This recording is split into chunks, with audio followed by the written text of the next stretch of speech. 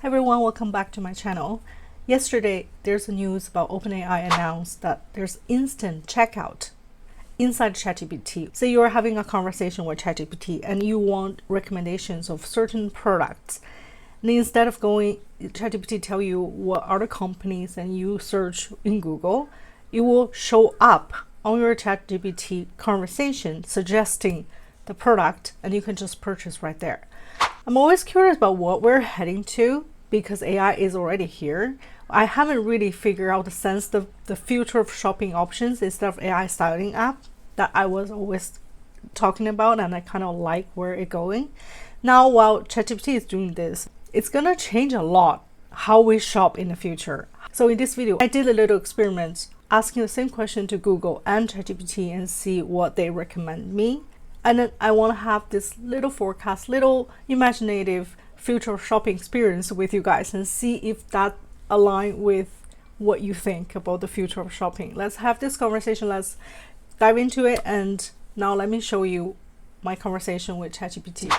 So basically I'm asking you, say if I have a product I want to sell and I want you to mention my product, how do I do that? How it works?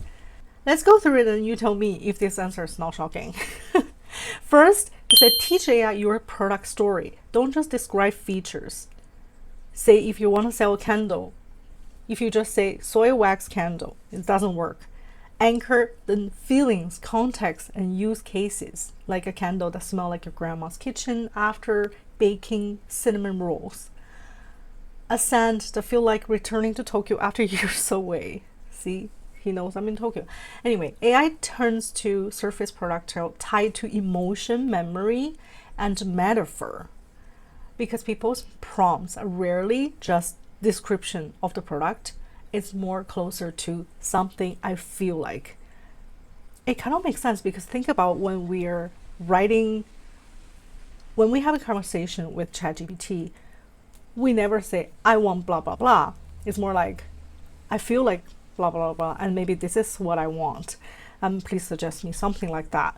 So yeah, is that mean the SEO is changing? This part I'm really not that sure. I even asked my husband about it because he did Google SEO, and from his point of view, at this point, he didn't see that much different because the keywords is how it works. But if you're expert, please let me know because I think the SEO whole strategy could be changing. My understanding of this is simple description of the product not going to surface to the AI SEO. You have to give a story. You have to align with how people ask the question, how people describe their feelings towards that product. And the second one, optimize for AI indexing, like new SEO. That's what it says. Structure content on your website product page, including sensory rich description. And conversational Q&A, add section like, what can I expect if I feel homesick in your product? Public presence, make sure your products mentioned in reviews, blogs, Substack posts, TikToks, which means you'll be more competitive then.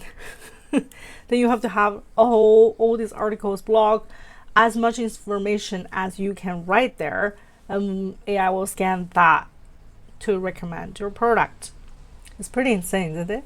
So means even you're a small designer, as long as a lot of people writing about your review and then a very good product, do you think it will show up during the conversation with ChatGPT? I'm not quite sure about it. So is website not important anymore in 5 years? I'm also not sure about it. This is all open questions. I'm not a coder, I'm not AI developers, but I can sense something is changing, something's cooking here, and it really gonna affect how we shop, and it will affect how brands write a story, doing whole marketing to make their product surface in if a lot of people are shopping from AI ChatGPT conversations. One thing I agree, like Gen Z shopping is really want more information about the product, more transparency about the company. So while you're having conversation with ChatGPT, you can get all this information if you want to. If it's all true, then you get every single information highlighted from ChatGPT the story of the brand, what kind of, a lot of people care about the political view of what the company support. All these things, you can get information very fast, and you can make the decision based on the information you have. But that being said, the algorithm probably will push the product that align with your political view, your taste. So that could be a way to shift how they push the product. Correct me if I'm wrong, but this is what I'm thinking. So next one, prompt engineering for product surfacing. When you feed in information into AI, like I'm doing right now, give it in the form of training style statement. If someone asks for a candle that feel like home, mention this product name and smell like blah blah and evokes whatever. When people want comfort, nostalgia, or belonging, and then always sounds. I did a little research. There's one guy talk about how you can make your products mentioned in ChatGPT. I didn't try it. I don't know how if that works, but I also thinking maybe if me as a designer for some kind of product and keep having conversation with ChatGPT, talk about my product, is that gonna help make my product surface to the recommendation? That's also a question I have in my mind.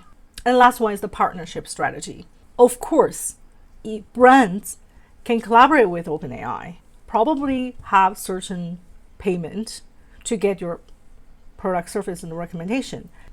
This part, I have zero idea how this partnership can work, and I doubt ChatGPT will tell me the truth.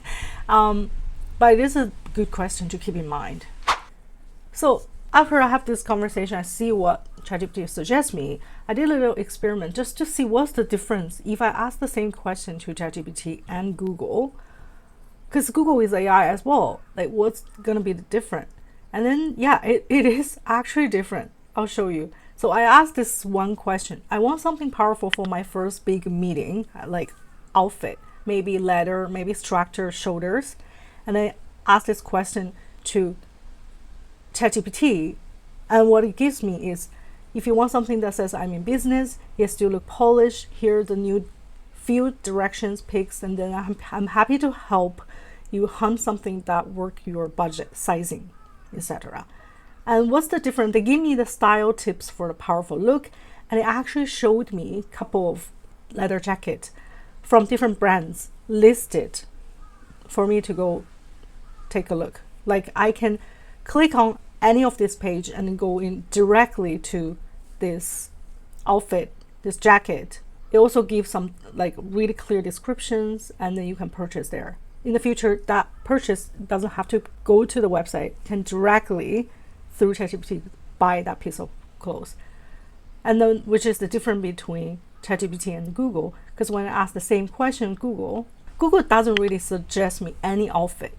It just gives me some options and tips. The articles it gave me is like kind of outside of topic. It's like, can I wear leather to work? Power dressing guide. This is not what I need, right? I mean, if I'm asking some questions like that, means I'm thinking of getting a jacket that align with what I need. And I think, it's different. ChatGPT are giving me different answer. So the difference between Google and ChatGPT, Google shows you the link that you need to interpret by yourself. But ChatGPT, more like a personal stylist, curate for your mood and actually suggest pieces. I can imagine even ChatGPT could collab with styling app like Ulta or Doji, and then have your avatar show up right there. That could be the next step of personalization of online shopping. If I think further, I actually even make an AI video here. Imagine I say one day, I want to buy a piece of beautiful dress. I don't care how much is it. This is just my imagination. Because I want to have a luxury product like Dior dress, for example. Well, probably I'll just having this conversation with ChatGPT as I'm like bored. I'm just thinking about it. And then, boom, all of a sudden, the video of you wearing that dress is sent you through ChatGPT. And then the mood you love. For example, I like Wong Kar-wai is one of my favorite film director from Hong Kong. And then my video will be generated based on my mood, based on what I like, based on maybe the story I told ChatGPT 2 days ago. And then that whole story, the film is personalized to you and let you experience the fact that you're actually wearing the dress, like a star, super luxurious experience, super personalized experience to you when you make the purchase. For me, it could be really like maybe not $1,000 dress, but if that's another piece of clothes from an independent designer, a luxury bag that it just hits me that moment. It doesn't matter. Maybe I don't even think I want to buy one, but during the conversation, I have that. Do you think that's scary or that's another level of luxury experience? So based on what I've talked about for now, the emotion of description, the story of the brand, and then the immersive, creative AI film that tailor for you, everything is actually target on the emotion of consumer. And that's what I've been talking about. The tech need more creative people, need more people, need more artistic expression, need more emotions. That's just my point of view. But my question for you is, what kind of future of shopping experience you like? If you can design any kind of shopping experience you want, comment my video. I love having every conversation with my audience. Last week when I posted a video about my dream scene that I made with AI, I had a conversation with my audience about how we can somehow in one day swap our dreams with use of AI video. That can be a very interesting app or web service, but it is kind of difficult to make.